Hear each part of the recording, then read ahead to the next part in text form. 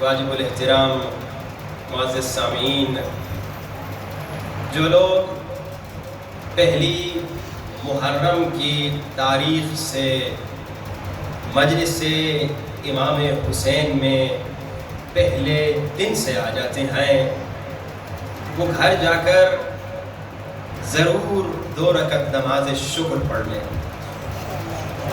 کیونکہ جیسے جیسے دن آگے بڑھتے ہیں 4 محرم، 6 محرم، 8 محرم، 9 محرم، 10 محرم، اس دن تو پورے سال نماز نہ پڑھنے والا بھی آ جاتا ہے، اس دن تو پورے سال مجلس میں نہ آنے والا بھی نظر آ جاتا ہے۔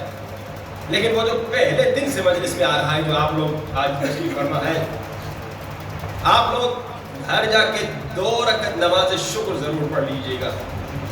کس بات کی نماز شکر؟ تو اچھی بات ہے، اس سے قبل کہ میں موضوع میں داخل ہوں، 2 رکعت نماز شکر اس بات کی کہ آج دیکھیے یہاں کا جو بانی ہے، اشتہار میں نام کسی اور کا ہو رہا، مجھے نہیں معلوم کس کا ہے، لیکن اصل بانی وہ تھوڑی ہے۔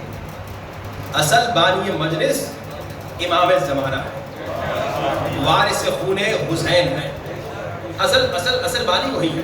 میں آپ کو ایک چھوٹی سی مثال دوں، آپ کے گھر میں جب کبھی مجلس کا انتظام ہوتا ہے، گھر کے اندر آپ لوگوں کو جو ٹائم بتاتے ہیں 9 بجے 8 بجے، ایک خاص ٹائم ہوتا ہے جس میں دوسرے لوگ آتے ہیں، لیکن جو آپ کے قریبی ہوتے ہیں، جو آپ کے دوست احباب ہوتے ہیں، انہیں آپ کیا کہتے ہیں؟ تو ذرا 5 بجے آ جانا، تو ذرا 4 بجے آ جانا۔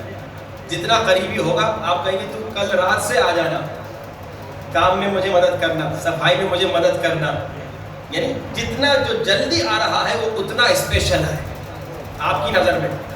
آپ جب اشتہار لگاتے ہیں، سب کو نہیں کہتے کہ بھائی مجلس 8 بجے لیکن 2 بجے آ جانا مدد کے لیے، نہیں، جو آپ کا قریبی ہوتا ہے، جو جتنا قریبی ہوتا ہے اتنا جلدی اسے بلاتے ہیں۔ تو یہ جتنے مومنین پہلی محرم سے مجلس میں آ گئے، جا کے شکر کریں، آج امام نے آپ کو اسپیشل دعوت دے کر بلایا ہے۔ یہ مجلس کا آغاز ہو چکا ہے، محرم کا آغاز ہو چکا ہے، آ جاؤ مجلس سے میرے دادا حسین کی مجلس میں رونق بن جاؤ، شکر کیجیے اس نعمت کا۔ اور آئے مبارکہ سورہ صف کی جو میں نے تلاوت کی، اس میں خالق کائنات ارشاد فرما رہا ہے، یا ایھا الذین آمنوا، اے صاحبان ایمان، هل ادلکم، کیا میں تمہیں بتاؤں، علی تجارت، ایک ایسی تجارت کی طرف تمہیں رہنمائی کروں، تمہیں گائیڈ کروں جس میں فائدہ ہی فائدہ، جس میں کوئی نقصان ہی نہیں۔ اب دیکھیے شیعہ سے پوچھیں وہ بھی یہی کہے گا، سنی سے پوچھیں وہ بھی یہی کہے گا، چکوال والے سے پوچھیں وہ بھی یہی کہے گا، بلتستان والے سے پوچھیں وہ بھی یہی کہے گا، پشاور والے سے پوچھیں وہ بھی یہی کہے گا کہ میں ایسا بزنس کرنا چاہتا ہوں، ایسی تجارت کرنا چاہتا ہوں جس میں کوئی بھی نقصان نہ ہو۔ اب اللہ بتا رہا ہے، میں تمہیں بتاتا ہوں ایک ایسی تجارت ہے جس میں کوئی نقصان نہیں، جس میں نفع ہی نفع ہے۔ اچھا، ہمارا موضوع پاکستان کے مالی اور اقتصادی حالات کو دیکھتے ہوئے میرے خیال میں بہت کمال کا موضوع ہے کہ ہمارا جو موضوع ہے عظیم تجارت ہے، عظیم تجارت۔ اس زمانے میں پاکستان کو اور پاکستانیوں کو تجارت کی بڑی ضرورت ہے، اور صحیح معنوں میں تجارت کی ضرورت، اور ایسی تجارت جس میں نفع ہی نفع ہو، جس میں نقصان نہ ہو، جس میں فائدہ ہی فائدہ ہو، جس میں بینیفٹ ہی بینیفٹ ہو۔ لیکن ذرا آیت کے ابتدائی الفاظ پہ ذرا غور کرتے ہوئے گفتگو کو آگے لے چلتے ہیں کہ وہ تجارت کیا ہے، وہ عظیم تجارت کیا ہے، وہ تجارت کیسے ہوتی ہے، وہ تجارت کون کر سکتا ہے، اس تجارت کی کنڈیشنز کیا ہیں، اس تجارت میں آنے کے جوائن ہونے کے شرائط کیا ہیں۔ لیکن پہلا جملہ، یہ جملہ اکثر آپ نے پڑھا ہوگا، سارے ماشاءاللہ مومن قرآن پڑھنے والے، یا ایھا الذین آمنوا، ایمان والے۔ کون ہے یہ ایمان والے؟ کون ہے یہ مومن؟ کون ہے یہ صاحبان؟ اللہ یا ایھا الذین آمنوا صاحبان ایمان سے گفتگو کر رہا ہے۔ یہ صاحبان ایمان کون ہے؟ یا ایھا الذین آمنوا، اے با ایمان لوگو، اے صاحبان ایمان، اے مومنین، اے مومنو، اللہ تم سے گفتگو۔ لیکن یہ ہے کون مومن؟ شیعہ علماء نے تو لکھا، لیکن ہمارے اہل سنت کے بھائیوں نے بھی لکھا کہ یہ صاحبان ایمان کون ہے، یہ مومن کون ہے. تو ہمارے اہل سنت کے بھائیوں نے لکھا. امام احمد ابن حنبل اہل سنت کے امام ہیں، انہوں نے لکھا. جلال الدین سیوطی اہل سنت کے بہت بزرگ عالم دین ہیں، انہوں نے لکھا. یہ صاحبان ایمان کون ہے ان کا تعارف کرانے جا رہا ہوں. صاحبان ایمان کون ہے؟ قرآن میں بہت مرتبہ اللہ نے کہا یا ایھا الذین آمنو، یا ایھا الذین آمنو، اے مومنو، اے مومنو، اے صاحبان ایمان. شیعوں نے تو لکھا، لیکن اہل سنت سے جب پوچھا گیا تو امام احمد ابن حنبل نے کہا. امام احمد ابن حنبل کے بعد جلال الدین سیوطی نے لکھا، حلیت الاولیاء کے لکھنے والے نے لکھا، فیض القدیر کے لکھنے والے نے لکھا، تاریخ مدینہ دمشق کے لکھنے والے نے لکھا. یہ اہل سنت کی کتابیں ہیں. انہوں نے لکھا قرآن میں جہاں جہاں پر یا ایھا الذین آمنو آیا ہے تو یہ صاحبان ایمان کون ہے، یہ مومنین کون ہے، یہ با ایمان لوگ کون ہے. شیعہ علماء نے تو لکھا، مگر اہل سنت کے علماء امام احمد ابن حنبل، جلال الدین سیوطی لکھتے ہیں، کہتے ہیں یہ صاحبان ایمان وہی ہیں جنہوں نے علی کو اپنا امام.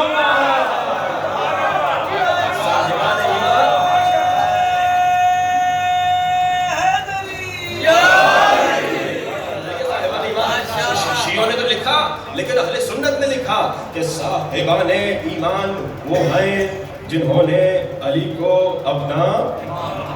اچھا ہمیں تو الحمدللہ فخر ہے، ہمیں فخر ہے کہ ہم چھوٹے تھے، بچے تھے، ابھی ماں باپ کا نام نہیں آتا تھا لیکن علی کا نام آتا تھا.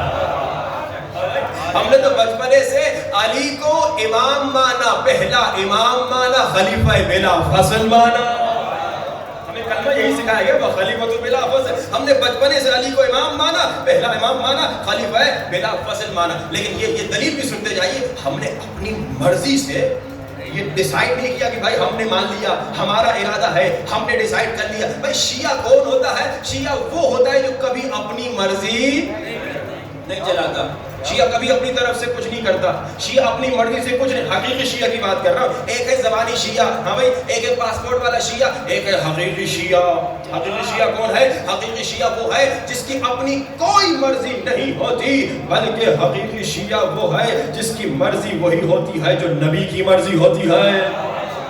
حقیقی شیعہ وہ ہے جس کی وہی مرضی ہوتی ہے جو علی کی مرضی ہوتی ہے. بھائی ہم نے جو علی مولا کو خلیفہ بلا فصل مانا، ہم نے کوئی اپنی مرضی سے تو نہیں مانا. ہم نے تاریخ اٹھائی، ہم نے کتابوں کو پڑھا، شیعہ کتابوں کو دیکھا، سنی کتابوں کو دیکھا، قرآن کو دیکھا، قرآن کی تفسیر کو دیکھا، سورہ مائدہ کو پڑھا، آیت نمبر 67 کو دیکھا. اللہ نے اپنے نبی کو کہا یا ایھا الرسول بلغ. ہم نے قرآن پڑھنے کی ہمیں عادت ہے، اور قرآن خود کہہ رہا ہے کہ مجھے پڑھو بھی، مجھے سمجھو بھی، خالی پڑھ کے گزر نہ جاؤ. تو ہم نے کہا یہاں اللہ کہہ رہا ہے یا ایھا الرسول، اپنے حبیب کو کہہ رہے ہیں اے میرے حبیب، بلغ ما انزل الیک من ربک. اے حبیب، یہ جو تمہارے رب کی طرف سے تم پہ نازل ہوا، ما انزل الیک من ربک. یہ ماں پہ غور کیجیے گا، میم الف ماں. میں نے کیا کہا قرآن کو پڑھو بھی سمجھو بھی. یہ جو اکثر بیچارے قرآن کو پڑھتے ہیں مگر پھر بھی علی مولا کو نہیں سمجھتے، اس کی وجہ یہ ہے یہ صرف پڑھ کے گزر جاتے ہیں. اگر قرآن کے لفظ لفظ پہ غور کریں تو لفظ لفظ میں علی کا نام نظر آئے، لفظ لفظ میں علی کے فضائل نظر آئے. یہ قرآن کیا ہے؟ علی کے ساتھ ہے. علی کو رسول خدا یہی بتایا کہتے ہیں کہ علی مع القرآن بل قرآن مع علی. علی قرآن کے ساتھ، قرآن علی کے ساتھ، قرآن علی جیسا، علی قرآن جیسا. یعنی قرآن نور تو علی نور، قرآن ہادی تو علی ہادی، قرآن رہبر تو علی رہبر، قرآن لا ریب تو علی لا ریب. قرآن اور علی ساتھ ہے، قرآن اور علی جدا نہیں ہے. ذرا سمجھو. ہم نے قرآن پڑھا، بھائی ہم نے یہ جو علی مولا کو خلیفہ بلا فصل مانا، کوئی اپنی مرضی سے نہیں. ایک تو رسول کا حکم تھا، رسول کی مرضی تھی، اور رسول نے بھی اپنی طرف سے کوئی مرضی نہیں کہی کہ بھائی میرا جی چاہ رہا ہے. رسول آ رہے تھے حج سے واپس، اچانک جبریل آیا، جبریل نے کہا یا ایھا الرسول، سورہ مائدہ آیت نمبر 67، یا ایھا الرسول بلغ ما انزل الیک من ربک وَإِن لَمْ تَفْعَلْ فَمَا بَلَّغْتَ. عجیب بات ہے، رسول نے پتھر کھائے، ظالموں نے رسول کے دانت کو شہید کیا، اسلام کو پھیلانے کے لیے رسول نے اتنی قربانیاں دی. لیکن اللہ کہہ رہا ہے اگر یہ ماں، میم الف، یہ ماں، یہ جو تم پہ نازل ہوا ہے، یہ اگر تم نے مسلمانوں کو نہیں بتایا، تو نے گویا نبوت کا کوئی کام نہیں کیا، تو نے گویا رسالت کا کوئی. اچھا ذرا غور کرتے، یہ ماں کیا ہے؟ میم الف ماں. یا ایھا الرسول بلغ ما، ماں کیا ہے؟ توحید ہی ہوگا. نہیں, توحید نہیں ہو سکتا, کیونکہ توحید تو بالکل ابتدائی دنوں میں اس کا اعلان ہو گیا, قولوا لا الہ الا اللہ تفلحوا. تو یہ ماں توحید نہیں ہے. تو نبوت ہے, ماں نبوت بھی نہیں ہو سکتا, کیونکہ نبوت تو 23 سال پہلے رسول خدا نے اعلان کر دیا کہ بھائی میں اب تمہارے لیے نبوت کا اعلان کر رہا ہوں. تو ماں نبوت بھی نہیں ہے. تو ماں قیامت ہوگا, قیامت بھی نہیں ہو سکتا. القاریہ ما القاریہ اذا زلزلت الارض زلزالها, یہ جناب قیامت کا ذکر بھی آ چکا ہے. تو ماں حج ہوگا, حج کا حکم ہوگا, حج کا حکم بھی نہیں, کیونکہ سارے حاجی حج کر کے آ رہے ہیں. یہ ماں کیا ہے؟ یہ ماں میم الف ماں, یا ایھا رسول بلغ ماں. توحید ہے؟ نہیں. نبوت ہے؟ نہیں. قیامت ہے؟ نہیں. حج ہے؟ نہیں. اچھا نماز ہوگی؟ اچھا نماز بھی نہیں, کیونکہ نماز تو شب معراج پہ آ چکی تھی, تو نماز بھی نہیں ہے. یہ ماں کیا ہے؟ زکوٰۃ ہے؟ زکوٰۃ تو سن 2 ہجری میں آ چکی تھی. یہ ماں کیا ہے؟ یہ جہاد ہے؟ جہاد تو 8 سال پہلے آ چکا تھا حدیث. یہ ماں کیا ہے؟ یہ ماں کیا ہے؟ ابھی تک اگر ماں کا پتہ نہیں چلا, لیکن اتنا تو پتہ چل گیا, یہ ماں جو بھی ہے نماز سے بالا تر ہے.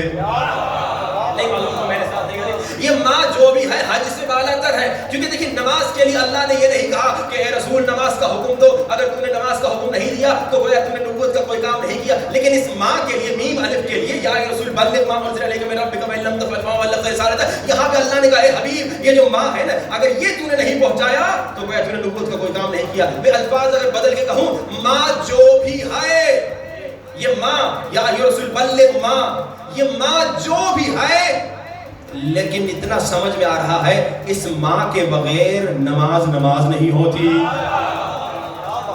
تو جو حق کا طالب میرے ساتھ جوان چلیں گے تو انشاءاللہ لطف آئے گا. بھائی یہ ماں کیا ہے؟ آپ نے دیکھا توحید نہیں, توحید قولوا لا الہ الا اللہ تفلحوا شروع میں آ گئے. نبوت نہیں, 23 سال پہلے نبوت کا اعلان ہو گیا. یہ ماں قیامت ہے, القاریہ ما القاریہ پہلے اعلان ہو چکا ہے. یہ ماں حج ہے, نہیں سارے حاجی آ رہے ہیں. یہ ماں نماز ہے, نہیں نماز تو جناب شب معراج کو نازل ہو چکی. یہ ماں کیا ہے؟ زکوٰۃ ہے, 2 ہجری میں آ چکی. یہ ماں کیا ہے؟ بھائی نماز بھی نہیں ہے, زکوٰۃ بھی نہیں ہے, حج بھی نہیں ہے, یہ توحید بھی نہیں ہے, یہ نبوت بھی نہیں ہے, لیکن جو بھی ہے یہ ماں اتنی عظیم ہے کہ اس ماں کے بغیر توحید بھی قبول نہیں ہے. توجہ کا طالب ہوں, اس ماں کے بغیر نبوت بھی قبول نہیں ہے, اس ماں کے بغیر نماز بھی قبول نہیں ہے, اس ماں کے بغیر روزہ بھی قبول نہیں ہے. بس عزیزان محترم, اسی ماں کے تعارف کے لیے اللہ کے رسول نے میدان غدیر خم میں اپنے 4 یاروں کو بلایا. سلمان, مقداد, ابو ذر, عمار, آ جاؤ. 4 یار رسول خدا کے. جی رسول خدا حکم فرمائیے, ماں کا تعارف کرانا ہے. اللہ نے کہا یا ایھا الرسول بلغ ما انزل الیک من ربک. یا رسول خدا کیا کرے؟ غدیر میں رسول خدا ہے, کہا کہ کچھ آگے جا چکے ہیں انہیں واپس بلاؤ, کچھ پیچھے رہ چکے ہیں ان کا انتظار کرواؤ. ہاتھ جوڑ کے یا رسول خدا آپ آگے چلے جاتے اور جو پیچھے ہیں وہی سارے مل لیتے. آپ نے سب کو واپس کیوں بلوایا جو آگے جا چکے تھے؟ جو پیچھے تھے ان کا انتظار کیوں کروایا؟ تو عجب نہیں رسول خدا کہیں یا علی مثلک مثل الکعبہ, علی کی مثال کعبے کی مانند ہے. کعبہ کسی کے ہاں نہیں جاتا, ساری دنیا کعبے کے در پہ آتی ہے.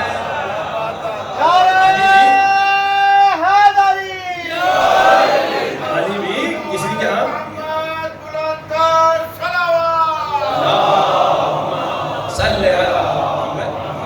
علی کی مثال کعبے کی مانند ہے. کعبہ نہیں جاتا, سارے لوگ کعبے کے پاس آتے ہیں, علی نہیں جاتے, سب علی کے در پہ آتے. رسول سکھا رہے ہیں کہ بھائی علی کے در پہ آ. اور دوسری دلیل جو میرا دل کہہ رہا ہے شاید یہ ہو, اللہ کے رسول جانتے تھے کہ میرے جانے کے بعد کچھ لوگ علی سے آگے نکل جائیں گے.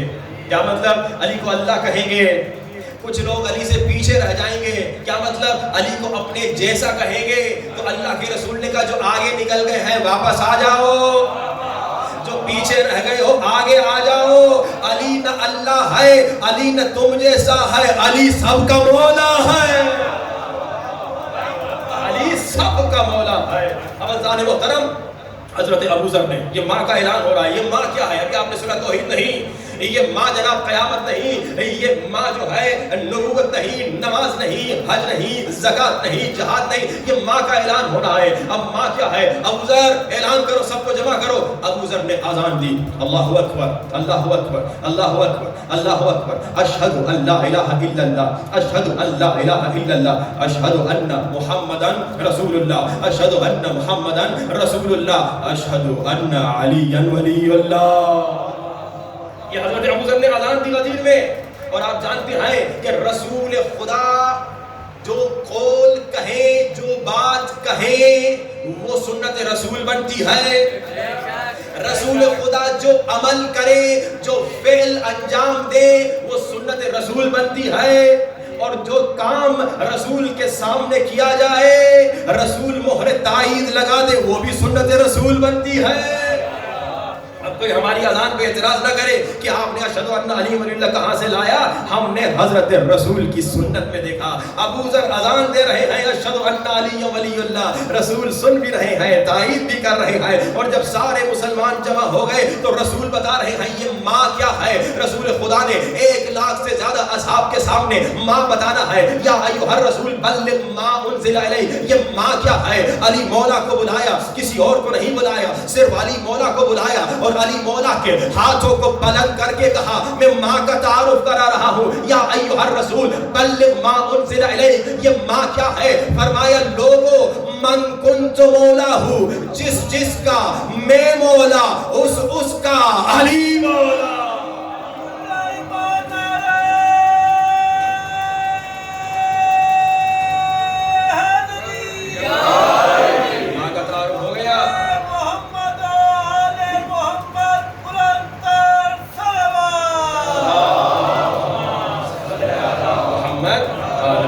سمجھ میں آ گیا. ماں ولایت علی ہے، ماں محبت علی ہے، ماں عشق علی ہے، ماں اطاعت علی ہے. جس کا میں مولا. کہ شاعر کہتا ہے ہو خم پہ جس کا اعلان امیر المومنین ہونا. ہو خم پہ جس کا اعلان امیر المومنین ہونا، اسے ججتا ہے سلطان فلک فخر زمین ہونا. بشر تو کیا فرشتے ہی دل میں کہہ اٹھے علی کو زیب دیتا ہے نبی کا جانشین ہونا. اعلان کر دیا کہ میرا جانشین، میرا خلیفہ بلا فصل کوئی اور نہیں بس علی ہے. تو ہم نے اگر علی مولا کو اپنا امام مانا، خلیفہ بلا فصل مانا، کیونکہ رسول نے حکم دیا، کیونکہ رسول نے بھی اللہ کے حکم سے حکم دیا. سورہ مائدہ آیت نمبر 67 شیعوں نے بھی لکھا، اہل سنت نے بھی لکھا. تو اب گفتگو کو آگے لے چلتے ہیں. یہ گفتگو ہماری کہاں سے آغاز ہوئی تھی یاد ہے نا آپ کو؟ یا ایھا الذین آمنوا سے، کہ بھائی مومن کون ہوتا ہے؟ مومن وہ ہوتا ہے جو علی کو اپنا امام مانے، اپنا مولا مانے، اپنا آقا مانے. اچھا اب آپ نے علی کو اپنا امام مان لیا. اب اللہ کہہ رہے اب اگر تم اس کیٹیگری میں آ گئے، اب میں تمہیں تجارت کا انٹروڈکشن بتاتا ہوں. یعنی یہ عظیم تجارت جو ہے کس کے لیے ہے؟ اسپیشل علی والوں کے لیے ہے. یہ اسپیشل تجارت اسپیشل علی والوں کے لیے ہے. یہ عظیم تجارت اسپیشل مومنین کے لیے ہے. لیکن یہ تجارت آپ نے سنا ایسی تجارت ہے جس میں نفع ہی نفع ہے، جس میں نقصان کوئی نہیں ہے. تو جب تجارت اتنی بڑی ہے تو انویسٹمنٹ بھی بڑی ضرورت ہے. ایسے ہی ہے، انویسٹمنٹ بھی بڑی. بھائی ایسی تجارت جس میں زیرو نقصان، بینیفٹ ہی بینیفٹ. تو خدایا انویسٹمنٹ کیا کریں؟ کہا کوئی اتنی بڑی بات نہیں، انویسٹمنٹ آسان ہے. خدایا کیا انویسٹمنٹ؟ کہا مال انویسٹ کر لو.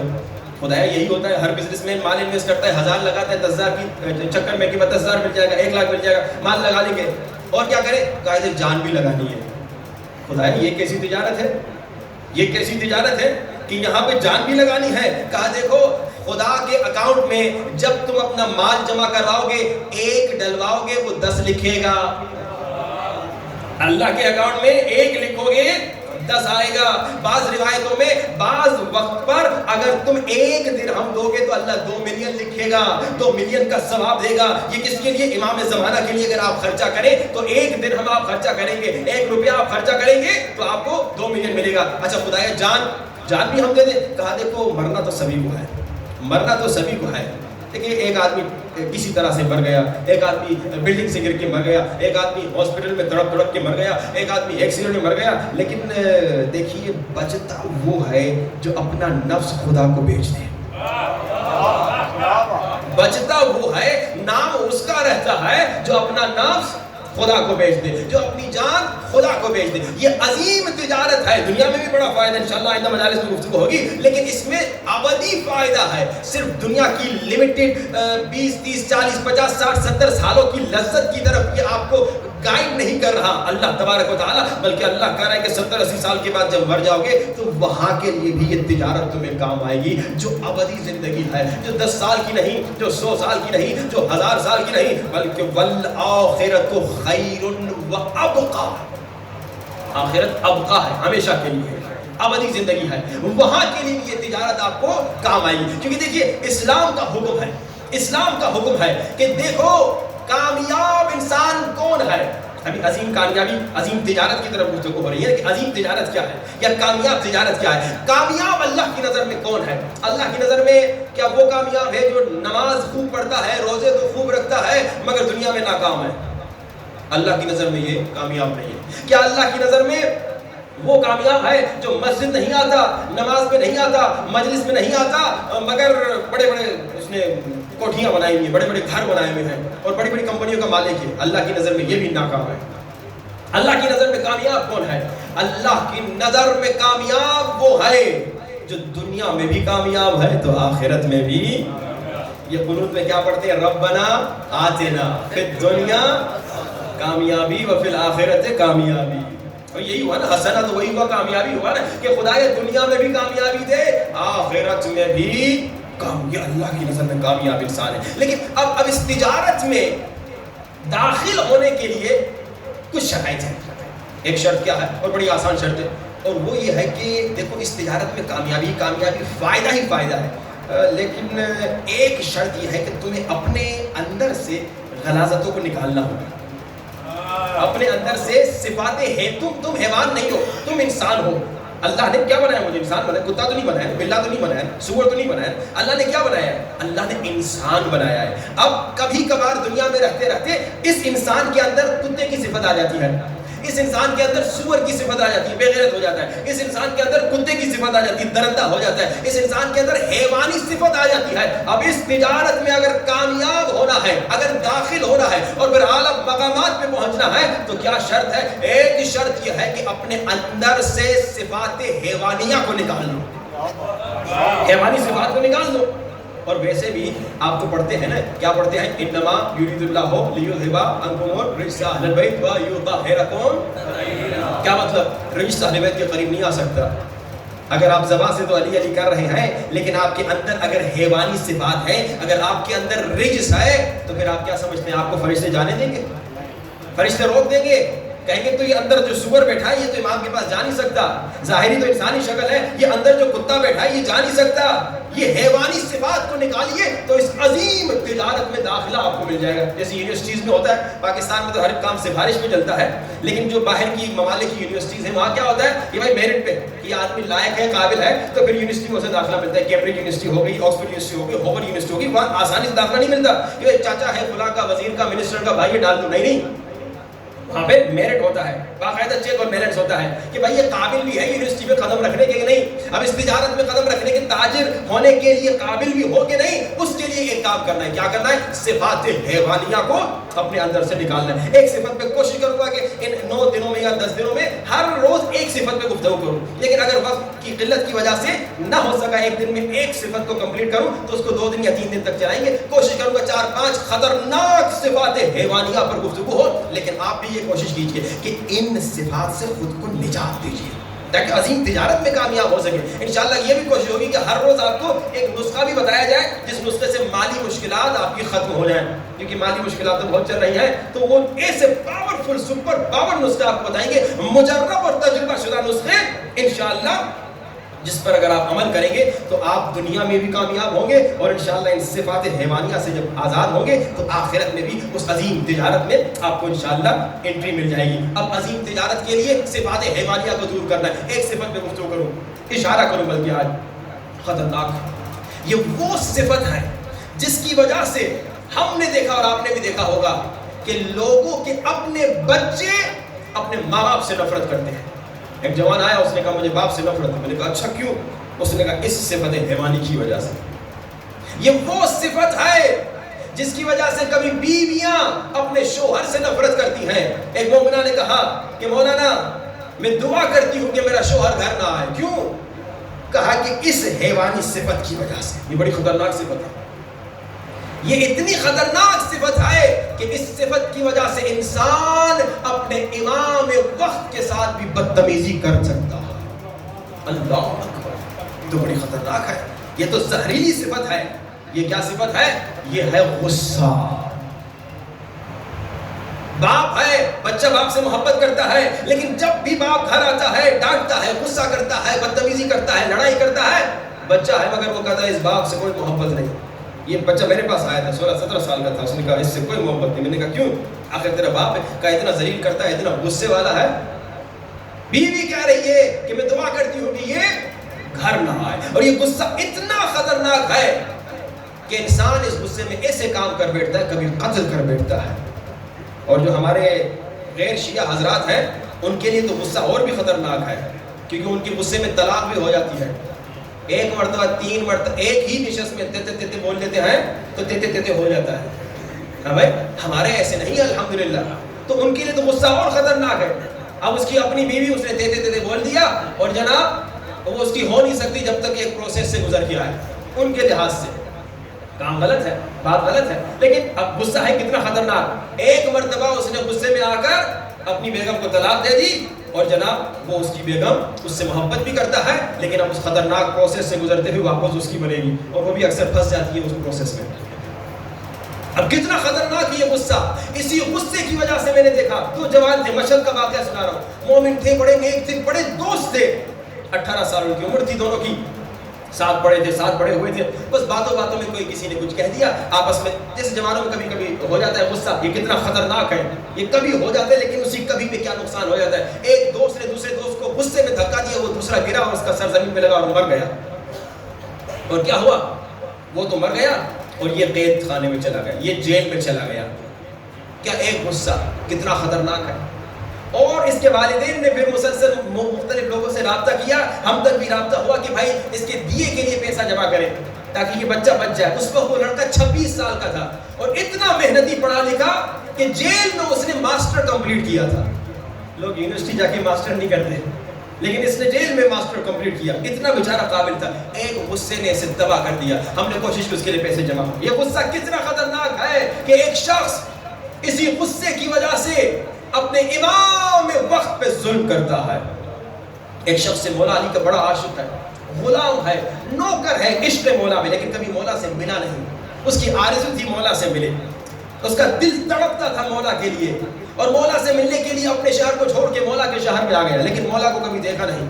اس کا کام تھا گوشت بیچنا. یہ گوشت بیچتا تھا. ایک مرتبہ ایک کنیز اس کی دکان پہ آئی. کنیز کی مالکن نے اسے بھیجا, نوکرانی کی مالکن نے کہا کہ جاؤ گوشت لے کر آؤ. یہ گوشت لے کر آئی. مالکن کو گوشت اچھا نہیں لگا.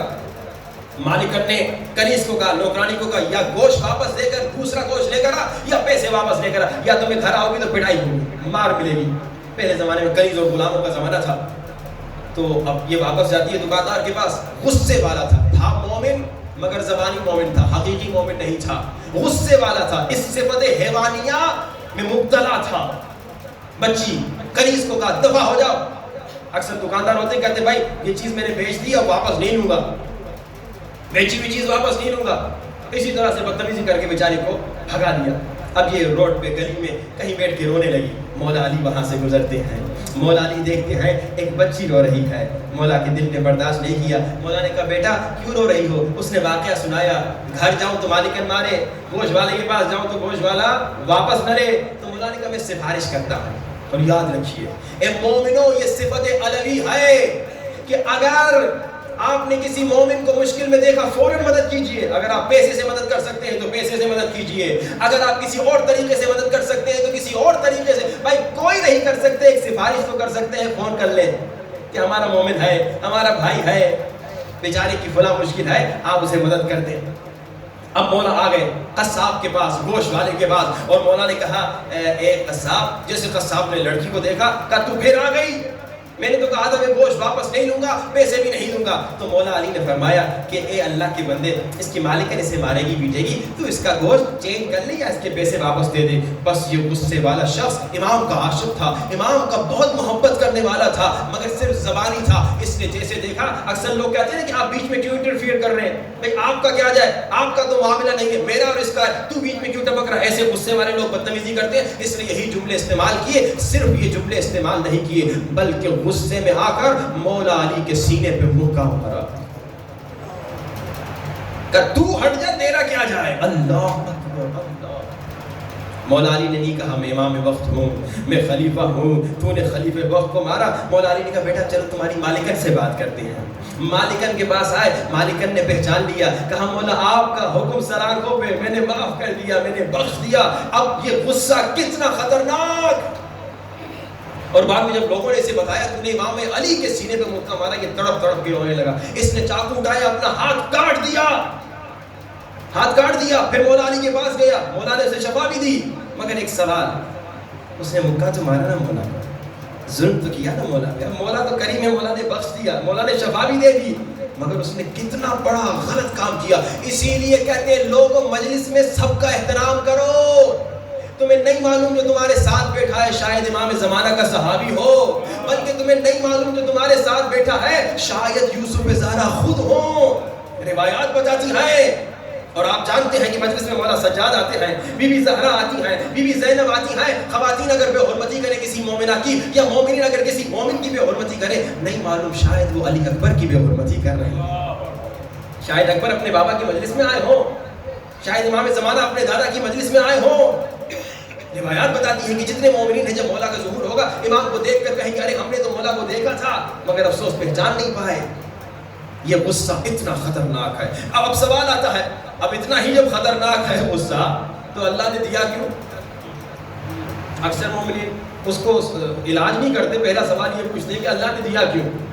دیکھیے اللہ نے غصہ اس لیے دیا کیونکہ غصہ اگر تمہارے کنٹرول میں ہو تو مفید ہے, لیکن اگر تمہارے کنٹرول سے نکل جائے تو خطرناک ہے. مولا علی نے فرمایا الغضب نار, غصہ کیا ہے؟ آگ ہے. آگ کیا ہے؟ جب کنٹرول میں ہو کھانا پکا دیے, جب کنٹرول میں ہو کیا کر دیا, آپ کو گرم کر دیا. یہی ہے نا بھائی, آگ تو مفید ہے. اگر بالکل آگ ختم کر دیں کیونکہ اس کا نقصان ہے تو پھر تو آپ نہ کھانا پکا سکیں گے, نہ آپ خود کو سردیوں میں گرم کر پائیں گے. لیکن آگ جب کنٹرول سے نکل جائے تو کیا ہوتا ہے؟ تو جناب جلا دیتی ہے. کتنے جنگلات آسٹریلیا کے, امریکہ کے, اتنے آگ انکنٹرولبل ہو گئی کہ جناب وہ تمام کے تمام بڑے کے بڑے جنگلات کا بڑے سے بڑا حصہ وہ جناب جل گیا. جب تک کہ پھر وہ بارش دوبارہ آئی, بڑے بڑے ہیلی کاپٹروں کے ذریعے سے انہوں نے پانی پھینکا, مگر وہ آگ نہیں رکی, کنٹرول میں نہیں تھی. تو آگ جب کنٹرول میں ہو تو مفید ہے, جب کنٹرول میں نہ ہو تو خطرناک ہے. غصہ اللہ نے کیوں دیا؟ اگر کنٹرول میں ہو تو مفید ہے, لیکن اگر کنٹرول سے نکل گیا تو زہر ہے. غصے والا انسان جس پر غصہ کنٹرول کر گیا ہے وہ شیطان کے قدموں میں فٹ بال کی طرح ہے. اب شیطان جدھر اسے لات مارے, شیطان کا دھکا دو, اس نے جوان کو دھکا دیا, وہ بیچارہ مر گیا. شیطان نے کہا طلاق دے دو, اس نے 3 مرتبہ طلاق دے دی, اس کی بیوی ختم ہو گئی. یہ غصہ کتنا خطرناک ہے. البتہ یہ واقعہ ان کا ہے, ہمارے یہاں ایسا نہیں ہے, ٹھیک ہے نا. تو یہ غصہ کتنا خطرناک ہو سکتا ہے, کب؟ جب آپ کے کنٹرول سے نکل جائے. لیکن جب آپ کے کنٹرول میں ہو, اور غصہ جب ہوا و ہوس کے لیے نہ ہو, یہ جملہ سنیے گا, غصہ جب میری ذاتی ہوا اور ہوس کے لیے نہ ہو, اور غصہ اللہ کی خاطر ہو, نبی کی خاطر ہو, علی کی خاطر ہو, تو اسے تبرہ کہا جاتا ہے. یہ جو ہم تبرہ کرتے ہیں, یہ کیا؟ یہ غصہ ہے. لیکن کس پہ تبرہ کرتے ہیں؟ اللہ کے دشمن پہ, نبی کے دشمن پہ, اور علی کے دشمن. یہ غصہ ہے تو غصہ مفید ہے. غصہ دیکھیے تبرہ جو ہمارے دین کا حصہ ہے, لیکن غصہ اگر اپنی ذاتی ہوا اور ہوس کے لیے ہو تو خطرناک ہے. غصہ اگر اپنی ذاتی ہوا اور ہوس کے لیے ہو, اور غصہ اگر ہم پہ کنٹرول کرے تو خطرناک ہے. غصے پہ اگر ہم کنٹرول کریں تو کامیابی ہے. تو تبرہ غصہ ہے, لیکن اپنی ذات پر نہیں, دشمن علی پر, دشمن نبی پر, اور دشمن خدا پر. اب میں آپ کو ایک نسخہ بتاؤں اور پھر مسائل کی طرف. آپ نے سنا غصہ کتنا خطرناک ہے, آپ نے سنا غصہ کون سا والا اچھا ہے, اور آپ اب سنیے کہ غصے پہ کنٹرول کیسے کیا جا سکتا ہے. علاج بھی بتا دوں آپ کو تاکہ انشاءاللہ آپ اس پہ پریکٹس بھی کریں. کیسے کنٹرول کریں غصے پہ؟ غصے پہ کنٹرول کے لیے فرمایا کہ تم اگر غصے میں آ گئے تو تم فوراً وضو کر لو. جب غصہ آ جائے فوراً وضو کر لو. پھر فرمایا اگر غصے پہ کنٹرول کرنا چاہتے ہو، اگر کھڑے ہو تو بیٹھ جاؤ، بیٹھے ہو تو لیٹ جاؤ. اور پھر فرمایا اگر غصے پہ کنٹرول کرنا چاہتے ہو نا تو فوراً صلوات پڑھنا شروع کر دو. محمد و آل محمد وعجل، فوراً صلوات پڑھ دو. یہ صلوات پاورفل نسخہ ہے. اور آج آپ کو ایک زحمت بھی دینا چاہ رہا ہوں. آج پہلی محرم ہے، اسی صلوات کے متعلق ہے. دیکھیے یہ صلوات معجزہ کرتی ہے. ابھی آپ نے سنا غصے کو ختم کرتی ہے، لیکن صرف غصے کو ختم نہیں کرتی بلکہ بڑے بڑے معجزات کرتی ہے. امام خمینی کو آپ سب جانتے ہیں، ان کی بہو بیمار ہو گئی، ہاسپٹل میں لے گئے، ڈاکٹروں نے کہا آپریشن ہوگا. امام خمینی نے کہا تھوڑا موقع اگر آپ دے سکتے ہیں، کچھ دنوں کے بعد ہم پھر آتے ہیں آپ کے پاس. ڈاکٹروں نے کہا ٹھیک ہے کچھ دنوں کے بعد آ جائیے. ان دنوں میں کیا کیا؟ کہا سب تسبیح اٹھاؤ، صلوات پڑھو، اللہم صلی علی محمد وآل محمد وعجل فرجہم، اللہم صلی علی محمد وآل محمد وعجل فرجہم. پھر ڈاکٹر کے ہاں گئے، ڈاکٹر نے کہا یہ بیماری ختم ہو گئی، بیماری ختم ہو گئی. اتنا پاورفل نسخہ ہے صلوات کہ یہودیوں پہ جب ظالموں نے حملہ کیا رسول خدا کے آنے سے قبل، جب چاروں طرف سے دشمنوں نے یہودیوں کو گھیر لیا اور دشمن کا لشکر بڑا تھا، یہودیوں کا لشکر چھوٹا تھا. یہ وہ یہودی جو رسول خدا کے انتظار میں تھے، یہ وہ والے یہودی نہیں جو رسول خدا کے آنے کے بعد مخالف بن گئے. یہ پہلے زمانے کے یہودی ہیں جو رسول کے انتظار میں تھے. جب یہ ان کا لشکر چھوٹا تھا، پریشان عالم میں تھے، اب مرنے والے تھے، قتل ہونے والے تھے، موت سامنے تھی، تو ان کے علماء نے کہا اگر نجات چاہتے ہو تو صلوات پڑھو. سب نے صلوات پڑھی. چھوٹا لشکر تھا بڑے لشکر پہ غالب ہو گیا اور وہ بڑا لشکر شکست کھا کے چلا گیا. لیکن آج میں آپ کو جو زحمت دینا چاہ رہا ہوں، آج پہلی محرم ہے، 40 دن تک اس صلوات کے ساتھ ایک کام کیجیے. اور وہ کام کیا؟ ہر روز 500 مرتبہ صلوات پڑھیے، اللہم صلی علی محمد وآل محمد وعجل فرجہم. اور کیا کریں؟ امام زمانہ کو ہدیہ کریں. اچھا اب اکثر میں، کیونکہ میری اچھا خاصا میرا تجربہ ہو چکا ہے، مومنین کو میں اچھی طرح سے پہچان چکا ہوں. مومنین سنتے ہیں پھر بھول جاتے ہیں، عمل نہیں کرتے. تو میں مومنین سے مجلس میں ہی وعدہ لیتا ہوں، اور وعدہ بھی خطرناک قسم کا. ایسا وعدہ لیتا ہوں کہ وہ وعدہ توڑ نہ سکے، کیونکہ آپ تو جانتے ہیں کہ بھائی وعدہ خلافی مومن نہیں کرتا. لا دین لمن لا عہد لہ. جتنی نمازیں پڑھ لو اگر تم وعدہ خلاف ہو تو تم بے دین ہو اللہ کی نظر میں. تو اب میں وعدہ آپ سے لینے والا ہوں. وعدہ دینے سے پہلے سوچ لیں، 40 دن کا وعدہ ہے. 40 دن ہر روز آپ کو 500 صلوات پڑھنی ہے، اللہم صلی علی محمد وآل محمد وعجل فرجہم، اور امام زمانہ کو ہدیہ دینی ہے. 10 دن تک تو میں روز پوچھتا بھی رہوں گا، چھوڑوں گا بھی نہیں آپ کو، ٹھیک ہے نا. اس کے بعد پھر دوسرے ایک دوسرے سے پوچھتے رہے. آپ فائدہ آپ نے سنا 500 صلوات کا، یہودیوں کو فائدہ ہوا، امام خمینی کی بہو کو فائدہ ہوا. ایک پرسنل آپ کو فائدہ بتاؤں، پھر آپ سے وعدہ ہوا. 9 مہینے پہلے انگلینڈ میں بریڈ فورڈ میں ہم نے اسی طرح سے لوگوں سے وعدہ لیا. میں نے کہا 500 صلوات ڈیلی پڑھو، 40 دن تک امام کو ہدیہ کرو. 6 مہینے کے بعد انگلینڈ کے دوسرے شہر میں گیا، بولٹن میں. تو وہاں پہ ایک مومن آیا، اس نے کہا مولانا میں مجلس میں اتفاقی آ گیا تھا اور آپ نے وعدہ لیا کہ جو 40 دن تک امام کو ہدیہ کرے گا وہ ہاتھ اٹھا کے وعدہ کرے، پر تکلفاً میں نے ہاتھ اٹھا لیا. اس نے تو الگ جملہ کہا، اس نے کہا آپ نے زبردستی وعدہ لیا تھا. میں نے کہا میں نے کوئی ہاتھ پکڑ کے تھوڑی لیا. کہا لیکن آپ نے مجھے پریشرائز بہت کیا تھا، جو ابھی آپ کو کرنے والا ہوں انشاءاللہ. کہا پھر ہم نے ہاتھ تو اٹھا لیا، اور اس کے بعد کیا ہوا؟ میں صلوات اس لیے پڑھتا رہا کیونکہ میں نے وعدہ دیا تھا، کیونکہ وعدہ خلافی نہیں کرنا چاہ رہا تھا. کہا مولانا پچھلے 10 سالوں سے میری زندگی میں ایسی مشکلات تھیں جو بالکل سولو نہیں ہو رہی تھیں. بعض لوگ کہتے ہیں نا تالا لگ گیا ہماری لائف کو، بزنس کر رہے، محنت کر رہے، لیکن کوئی اس میں کیا نام ہے مشکل کشائی نہیں ہو رہی، تالا لگ گیا ہے. کہا ایسا ہو چکا تھا 10 سال سے کئی میرے مسائل تھے وہ سولو نہیں ہو رہے تھے. کہا یہ میں نے جو صلوات پڑھنا شروع کی تو وہ 10 سال والی مشکلات انہی دنوں میں ٹھیک ہو گئی. کیونکہ جب آپ صلوات امام کو ہدیہ کر رہے ہیں، 12ویں سرکار کو ہدیہ کر رہے ہیں، تو حل جزاء الاحسان الا الاحسان. امام احسان نہیں رکھتے، فوراً دے دیتے ہیں. آپ اتنے فضائل سننے کے بعد جو مومن وعدہ کر رہا ہے کہ آئندہ 40 دن تک ہر روز 500 صلوات پڑھے گا اور امام زمانہ کو ہدیہ کرے گا، وہ ہاتھ اٹھائے. دیکھو چکوال کے کتنے مومنین عشق امام میں انشاءاللہ صلوات پڑھیں گے. سامنے والوں نے اٹھایا ہے، پیچھے والوں نے نہیں اٹھایا. اچھا پچھلی مجلس میں جنہوں نے اٹھایا تھا وہ نہ اٹھائیں، ان کی 1000 صلواتیں ہو جائیں گی. پچھلی مجلس میں ہم وعدہ لے کتنے ہو گئے؟ تقریباً 70% مجمع نے ہاتھ اٹھایا ہے. وعدہ کیا ہے تو اس پہ عمل کیجیے، اس میں میرا کوئی فائدہ نہیں، فائدہ آپ کا ہوگا۔ بلند ترین صلوات۔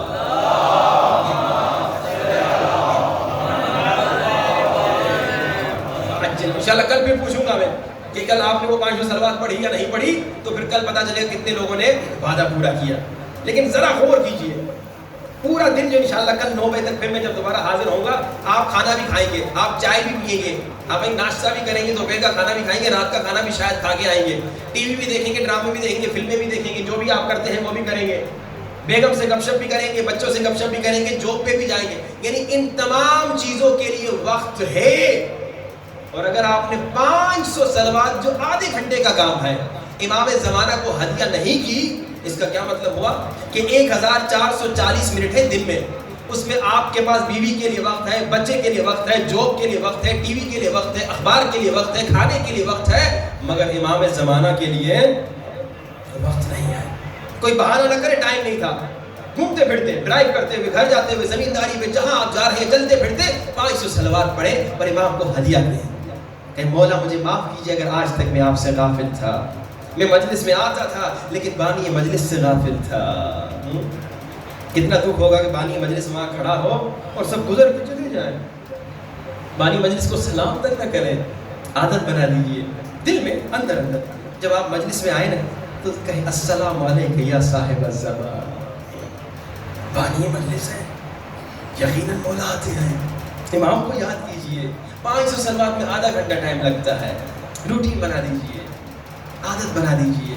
ایک مومن بکھر کا، اس نے میں 3 سال پہلے جب یہ نسخہ بتایا تھا، پچھلے سال اس نے کہا مولانا 2 سال سے میں ہر روز مولا کو صلوات دیتا ہوں۔ کہا اس لیے نہیں کہ مجھے اب بینیفٹ ہو، بلکہ اس لیے کہ جب میں مولا کو ہدیہ دیتا ہوں نا مجھے بڑا فخر محسوس ہوتا ہے، میں ناچیز، میں چھوٹا انسان اور میں کائنات کے امام کو تحفہ دے رہا ہوں۔ ذرا سوچئے، جب امام کو آپ ہدیہ دے رہے ہیں، ایک چھوٹا سا ہدیہ ہے 500 صلوات، کسی دے رہے آئے کائنات کے امام کو، اللہ کے نمائندے کو، یہ فخر ہے، یہ فخر ہے جو آپ کو موقع مل رہا ہے۔ لیکن اب آئیے مصائب کی طرف۔ جب صلوات پڑھیں نا کوشش کریں ایک قطرہ آنسو کا بھی بہہ جائے تو اچھی بات ہے۔ کیوں؟ کیونکہ صلوات فضائل کا جملہ ہے، لیکن وعجل فرجہم مصائب کا جملہ ہے۔ اللہم صلی علی محمد و آل محمد، یہ فضائل اہل بیت ہے۔ وعجل فرجہم، یہ مصائب کا جملہ ہے۔ کیا مطلب؟ وعجل فرجہم یعنی میرے اللہ اس مہدی کو جلد بھیج دے،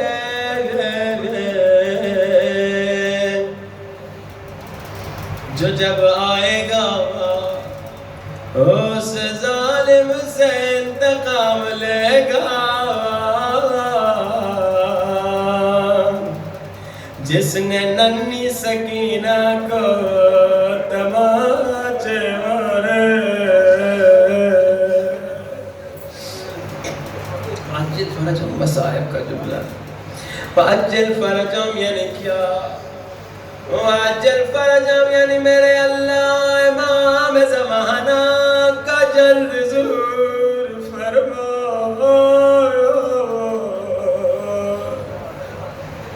تاکہ جب امام زمانہ آئیں گے اس ظالم سے انتقام لیں گے جس نے زینب کے سر سے چادر چیری۔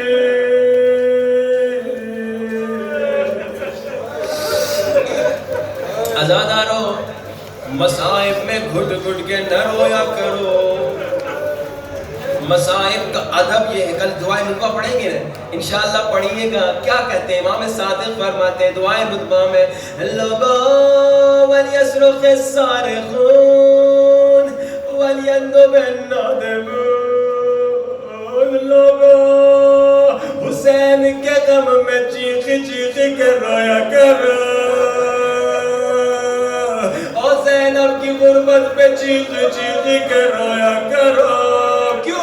کیونکہ یہ وہ بی بی تھی جو نانا کے روزے پہ رات کو جاتی تھی۔ ہائے مگر کیسا امتحان بازاروں میں لایا گیا، درباروں میں پھرایا گیا۔ گھٹ گھٹ کے نہ رونا، امام زمانہ کو ہمیشہ یاد کرو اور امام زمانہ کو پرساد۔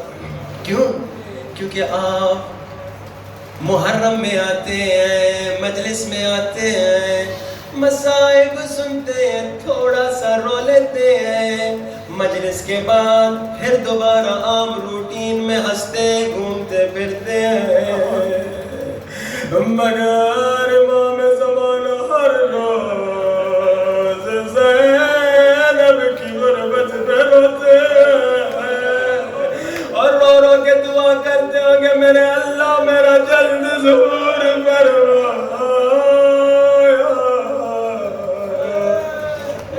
عجب نہیں، آواز آتی ہوگی مہدی ابھی تیرے شیعہ تیار نہیں، اپنی دنیا میں مست ہے، اپنے جھگڑوں میں مست ہے، اپنی غیبتوں میں مست ہے، اپنی حرام خوریوں میں مست ہے۔ امام کا دل دکھتا ہوگا، لیکن آج وعدہ کیجئے امام زمانہ اگر آج تک میرے اندر صفات حیوانیہ ہیں، میں آج سے کوشش کرتا ہوں تمام صفات حیوانیہ کو اپنے اندر سے نکالوں، ویسا بن جاؤں جیسا آپ چاہتے ہیں۔ ہاتھوں کو سروں سے بلند کیجئے، امام زمانہ کو بلانا ہے، ہاتھوں کو سروں سے بلند، نہ شرماؤ، ہاتھوں کو سروں سے بلند، بلند آواز سے 5 مرتبہ یا صاحب الزمان مولا مولا مولا جان، بلند آواز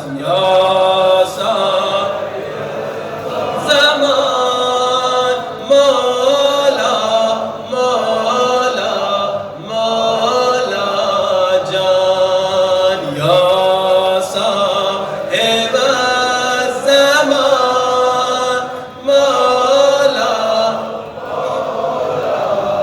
مولا جان، یا صاحب الزمان مولا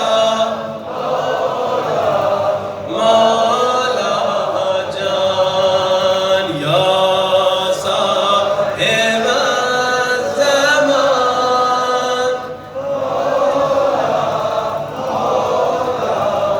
مولا۔ مولا ہمارے گنہگار ہاتھوں کو نہ دیکھیے، ایسا واسطہ دیں کوئی آج خالی ہاتھ نہ جائے۔ مولا آپ کو واسطہ سفیر حسین کے زخمی ہاتھوں کا، جن میں ظالموں نے رسیاں پہنائے۔ سفیر حسین مسلم ابن عقیل علیہ السلام خط لکھا، جب کوفیوں کا استقبال دیکھا، خط لکھ کے کہا مولا حسین آ جائیے، مگر جب مسلم ابن عقیل نے کوفیوں کی بے وفائی دیکھی، مسلم ابن عقیل رونے لگے، مولا کوفے نہ آئیے، مولا واپس چلے جائیے۔ ایک فارسی کا نوحہ پڑھنا چاہتا ہوں، اس میں شاعر نے تصور لکھا ہے، شاید جب مسلم ابن عقیل کو ظالموں نے اسیر بنا کے دربار کی طرف لے جا رہے تھے، شاید دارالامارہ پہ جب مسلم ابن عقیل کو شہید کرنا چاہ رہے تھے، مسلم ابن عقیل نے یہ جملے مولا حسین کو کہے، کیا کہا ہوگا؟ شرمگینم که تو را خوانده‌ام اینجا برسی، حسین میں شرمندہ ہوں، میں نے آپ کو بلایا تھا کوفہ آ جائیے، مگر مولا واپس چلے جائیے۔ مولا کوفہ نہ آئیے، وای از آن روزی که با دختر زهرا برسی، مولا مجھے معلوم ہے آپ اکیلے نہیں آ رہے، آپ کے ساتھ زہرا کی بیٹیاں بھی آ رہی ہے، مولا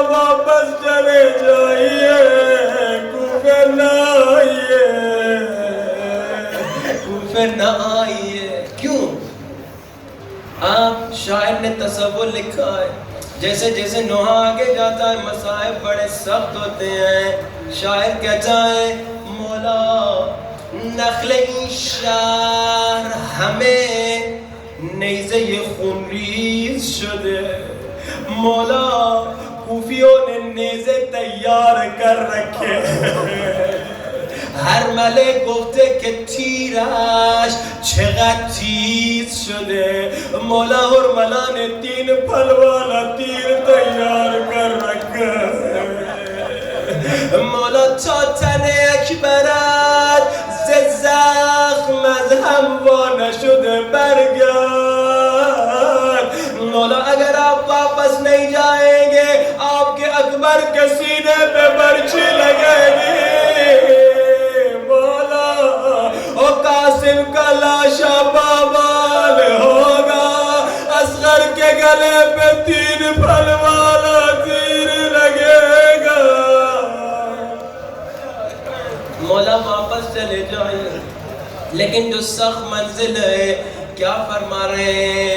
مسلم ابن عقیل نے شاید کہا مولا تا که مشک و علم و علمداری هست برگرد. مولا جب تک مشکیزہ ہے جب تک عباس کے بازو سلامت ہے واپس چلے جائیے. کیونکہ بعد عباس کوچے و بازار و درباری ہے. مولا اگر عباس کے بازو کٹ گئے لوگ بیویوں کو بازاروں میں پھرائیں گے. لوگ بیویوں کو درباروں میں پھرائیں گے. مولا واپس چلے جائیے. مولا واپس چلے جائیے. ایک روایت اور زحمت تمام. ہر امام نے تڑپ تڑپ کے بازار کے مصائب پہ گریہ کیا ہے. عزاداروں ایک راوی امام سجاد کے پاس آتا ہے. غور سے سننا غیرت مند، دل تڑپ جائے گا، دل پھٹ جائے گا. اور امام سجاد سے ایک سوال پوچھتا ہے. کہتا ہے مولا سجاد میں ابن زیاد کی دربار میں کام کرتا تھا. جب آپ کے چچا مسلم ابن عقیل کو لایا گیا تھا اس وقت بھی میں دربار ابن زیاد میں تھا. اور جب آپ کو قیدی بنا کر لایا گیا تھا اس وقت بھی میں ابن زیاد کی دربار میں تھا. لیکن مولا میں نے ایک عجیب و غریب منظر دیکھا. آپ کے چچا مسلم کے ہاتھ بندھے تھے، دانت ٹوٹا ہوا تھا، سر سے پاؤں تک زخمی تھے. مگر جب دشمن سے بات کر رہے تھے سینہ تان کے سر بلند کر کے ظالم کی آنکھوں میں آنکھیں ڈال کے بات کر رہے تھے. مگر مولا جب آپ دربار لائے گئے تھے میں نے عجیب منظر دیکھا. آپ امام ہیں، اپنے چچا سے زیادہ بہادر ہیں. مگر مولا میں نے دیکھا آپ کا سر جھکا ہوا ہے، نظریں جھکی ہوئی ہے اور کمر جھکی ہوئی ہے. مولا آپ امام ہیں، آپ بہادر ہیں. امام نے فرمایا تم نے انصاف نہیں کیا. اور جب چچا آئے تھے ساتھ میں پردے دار اور بیویاں نہیں تھی مگر